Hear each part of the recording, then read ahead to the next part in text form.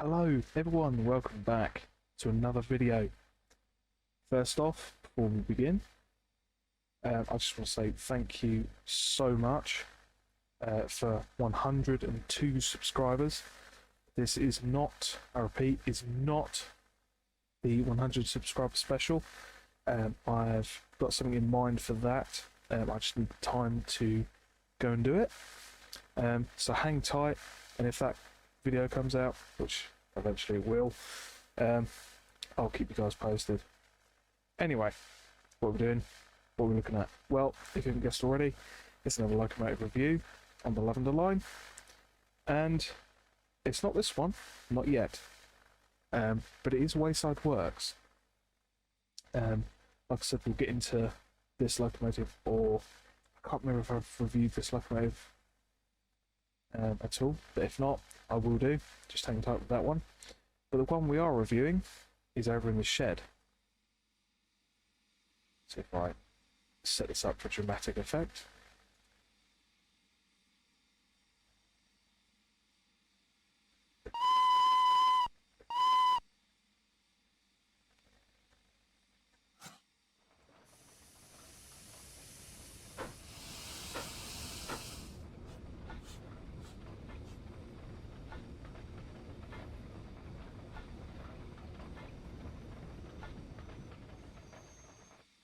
Look at that. That's brilliant.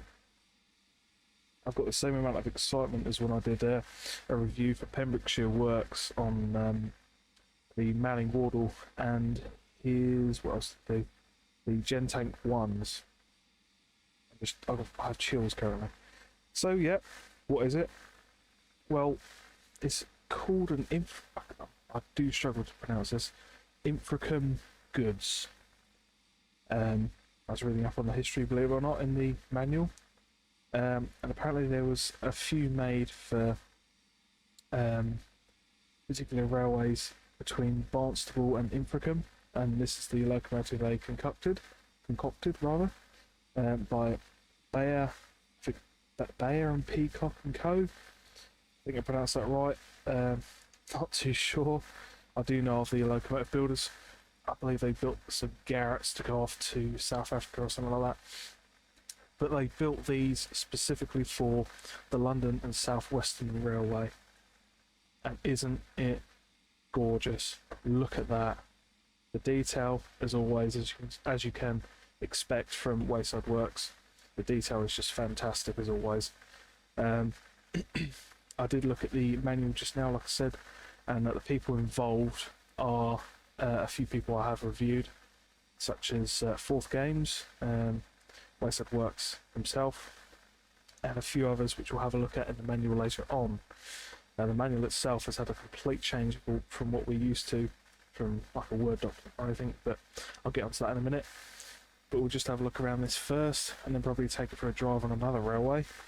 But yeah, look at that. It's fantastic. It's very quirky. I love it. I don't know whether these are fictional or not. I do not know.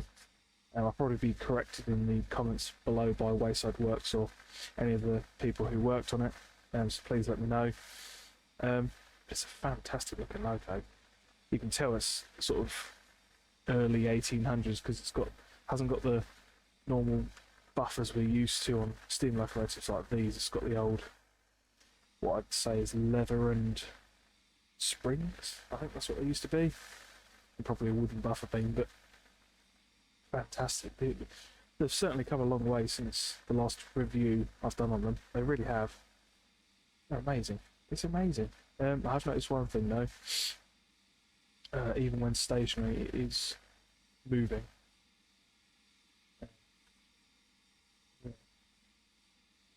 It's fantastic. The livery, yeah, even the rivets. The rivets are fantastic. I love it. It's a fantastic little loco. Superb. This isn't the only livery. I'll get into that in just a moment. But I thought I'd just do a bit of a fancy introduction to this loco, as I did with the Gen 1 tanks. But yeah, what's that? What's the show next? There's so much to show on this. if you saw the review I did on his, I remember now, I think it's 18A locomotive, the brake blocks on that moved, and so do they on this. They work as well. You can probably see the shadow there of the handbrake lever moving. If I go around to the other side, he's made everything animated, even in the cab and out. So if you move the regulator, do that. Whistle valve doesn't move, but the reverser does. Bit of a funny fact though, that this particular livery doesn't have vacuum. It just has sort of a screw.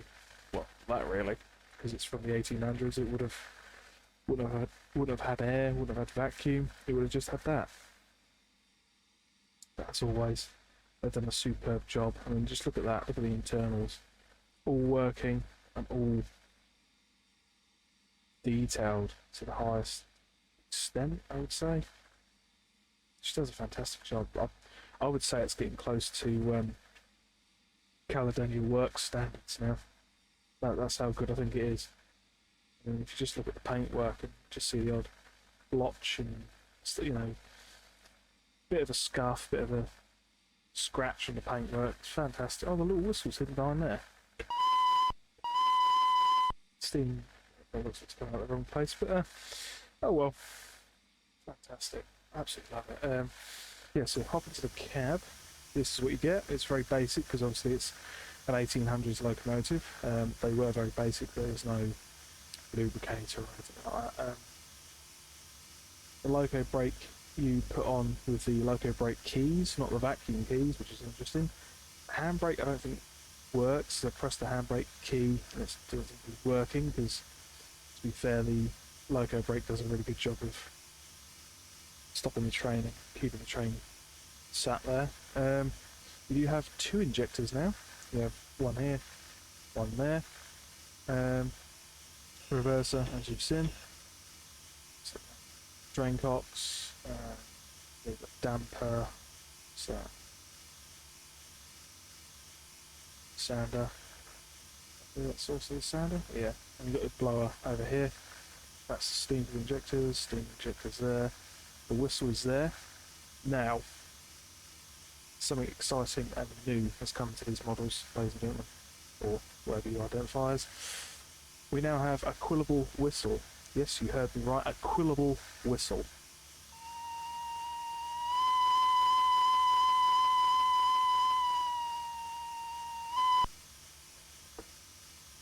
That gave me chills. That was brilliant. It's been a long time since we've had a locomotive with a quillable whistle. Some of you may remember the Victory Works USA S160s. They had a quillable chime, which was fantastic. The further away you got from the locomotive, the more of an echo you got from the surrounding area. It was, I would say, pretty advanced for that time. But then unfortunately the quillable whistle thing died out for some reason, which is a shame. Because I reckon there could have been quite a market, I'd say, for that. But yeah, that top marks as always. The firing, you just press F. You don't have to hold it open. Same with shoveling coal. You just press R. You don't have to notch it up like you used to, and just press R to stop, and press F to shut the firebox doors. It's fantastic. I love it. Absolutely love it. But no, just I don't think it works for it.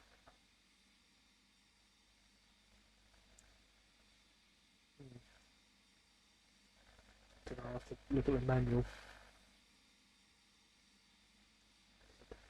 Figure out how to. I mean, like I said, it probably doesn't need the tender brake. It's got the loco brake, but look at the brake box. So they're made out of wood. I mean, they were in that day and age. Jeez. Oh, what? No way. These guys are getting good. These developers are getting good. They're getting good. In fact, they're they're blowing my wouldn't say expectations, but they haven't ceased to amaze me yet. They've I think I said that right. Knowing me, I probably said it and meant the complete opposite of what I meant. But what I mean to say is that they've put a lot of detail, as always. They've put a lot of detail into it, and it's amazing. It's absolutely amazing. I like that. I like that a lot. That's brilliant. I'm sorry. Look, I'm coming to the conclusion that these locomotives coming out of Wayside Works, they're getting to the point where they're almost Caledonia Works standard. I'm not gonna lie. And again, free. It's a free locomotive. It's fantastic. I do believe he has some payware. I think. I'll have to ask them about that. Fantastic, absolutely fantastic. Anyway, as always, chaps. Can't speak. As always, I've waffled on too much. So let's get some carriages and take it for a bit of a spin on a railway. It could be here, could be on another railway. Who knows? Who knows? I'll catch you in just a second. So, here we are on the Barkham Line project. I do have some bad news about this. This will probably be the last train on the Barkham Line project, as I've realised I can do it a better way instead of doing it completely from scratch. It's a shame, really, because all this I'm going to delete, not just bits and pieces. I'm just going to delete the whole thing, the whole map, because I've realised a while ago that it'd probably be easier to make it from the Lavender line, make a clone of that and do the whole Heritage Railway from that piece, come back down to Barkham Mills here and Uckfield and all that. So unfortunately, this is the last time I'll be showing this version of the Barkham line, but hopefully you may see the version 2 of the Barkham line. But anyway, we're here to look at the locomotive. Just a bit of bad news for you. So what we'll do is we'll go from Barkham Mills all the way up to Uckfield. As you can see, I have some very smart looking four-wheelers. These are also on Wayside Works' website, but they're not made by him. I believe they're made by a person called LSD. Oh wow, I just realised what I said. I just realised what I said. Oh dear. Yes, I think I pronounced his name right, but I just realised what I said. That's a good one. If that is supposed to be a pun, that got me out good. Yes, the person's called Ellis, and for some reason they put the letter D behind it. Probably as a joke to reviewers and all sorts. But yeah, these are the carriages you can get. It's not just these deliveries. You do get Southern Rail, you get about 3 or 4 other different liveries. They look very smart. Like the locomotive, and it goes very well together, apart from the clash of companies. These are the South Eastern and Chatham Railway, and that's London and South Western. So, anyway, let's hop onto it. We're at Barkham Mills. Towards some passengers, that's quite good. Now, one thing I looked in the manual just quickly, instead of just pressing the H button just to have one single lamp, I have now simulated shift. You can have all sorts. You have discs. You only have one. One disc at the top. So yeah, stopping passenger by the looks of it. So no, I quite like that. This will definitely be on the version 2 of Barkham Line. Anywho.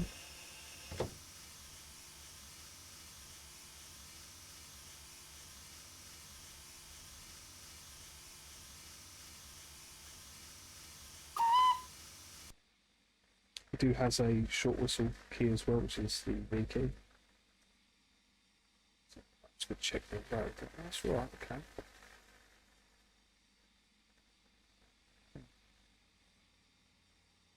Just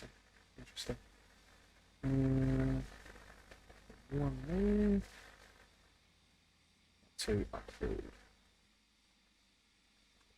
So here we are, the rest of the train, the bulk line project.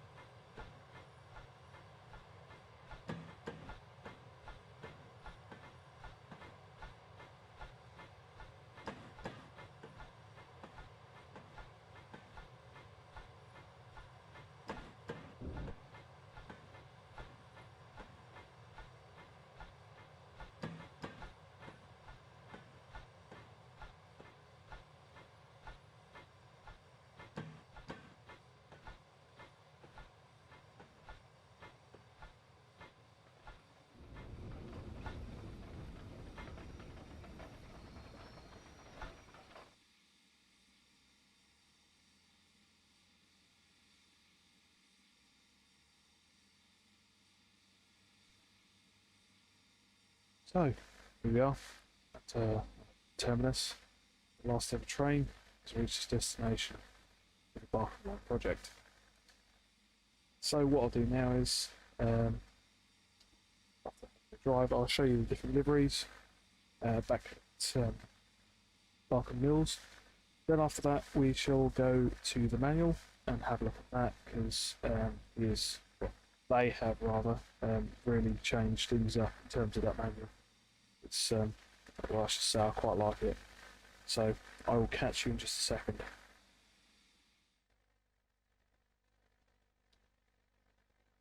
So here we are back at Barkham Mills, and these are the liveries you get in the pack. I'll start off with the BR variants, looking very smart in both British Rail green and black with, I believe, Gill Sands. I believe so, I think. But it looks very smart, it's very nice. I do love the green. That just has to be said. I love the London South Western variant, and I love the green. That's just fantastic. That's brilliant. And then one I've never heard of before. Now, I don't know if my dyslexia is playing up, but I first pronounced it as Cumbrian. But I don't think that's how you spell Cumbrian, but I believe it says Cambrian. Cambrian? Cambrian? I do not know, but again, it's very nice. I love the lining, I love the little painted lines on the driving wheels. It's really good. And again, you also get a plain black version of that. So,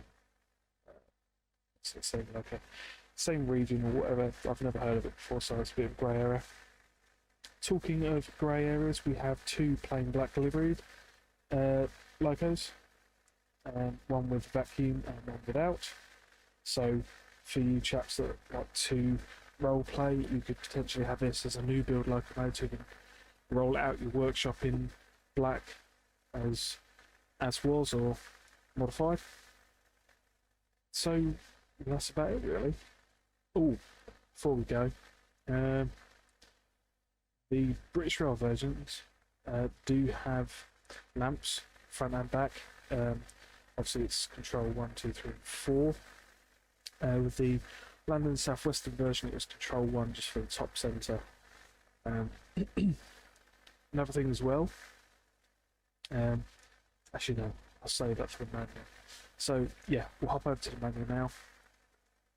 And again, as always, deliveries and the detail you get in this pack is should be worth some money if I'm honest, because it's damn near close to being Caledonia work standards.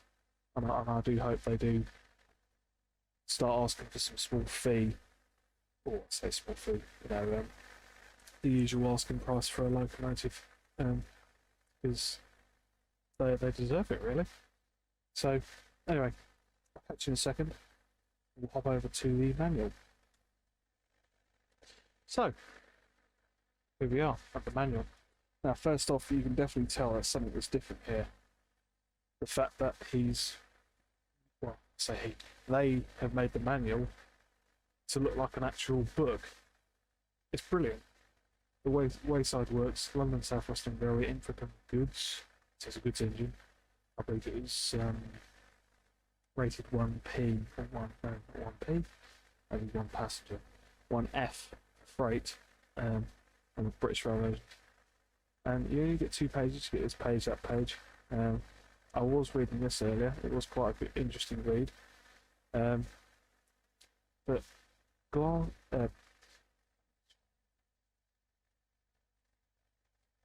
have a look at this section here. You get your usual thing where the lists the liveries, and then you get something a bit different for Wayside Works. Steam chest simulation. Interesting. Another first for Wayside, as well as Quill of a Whistle, which I mentioned earlier. Season-bound particles. That's quite interesting to me because I did hear about this. Apparently, in say for instance, if it's winter, it'll be more steam because it's colder. In the summer, you'll see less steam but more smoke.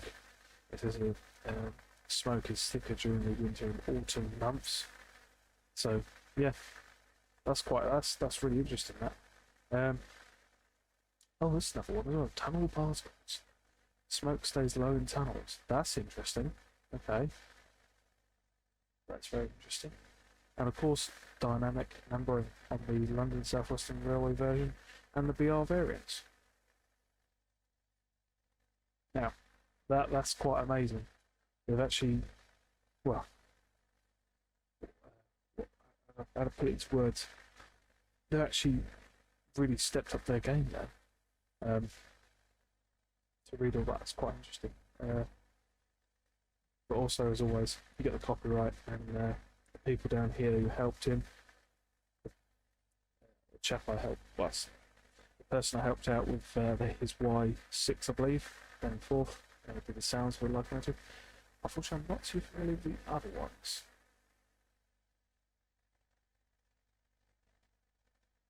Oh, apart from John, of course, I do know John. But yeah, fantastic locomotive brought to us by these guys. I just love the fact that the manual is actually like a book. I love that. I like this as well. I wonder if that's actually stupid question. I wonder if that's real or if that's something Wayside or whoever has made. That's interesting. So, hop back to the game and we'll end the video there. I'll catch you in just a second. So, conclusion time. Well, in my opinion, again, as a free download from their website, it is top notch. Like I've said throughout the video, it's that they're getting to the point where they're almost giving Caledonia Works a run for his money at this point. The detail is amazing. The models themselves are just quirky, fantastic, and beautiful to look at. Just got to BL Green, so like a lot of BL Green. I do like that. And the models on the tender, the brake rigging, the fact that the stuff like the brake rigging, the dampers, and the reverser, as you probably saw earlier, is all animated outside the cab. That's just, well, many marks for Wayside Works.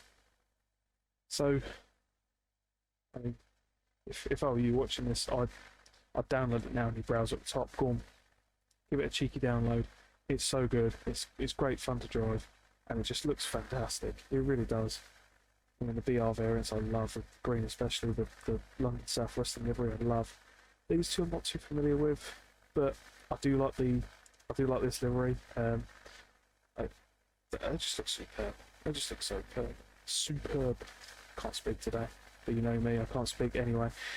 So guys and girls, or whoever or whatever you may identify as, I welcome you all. Thank you for watching the video once again. And once again, thank you so much for 102 subscribers, I believe now, maybe more now. I will bring out that special, hopefully in the near future. So, as always guys, thank you for watching. If you like my stuff, please hit the like button. If you want to see more of my content, please hit the subscribe button.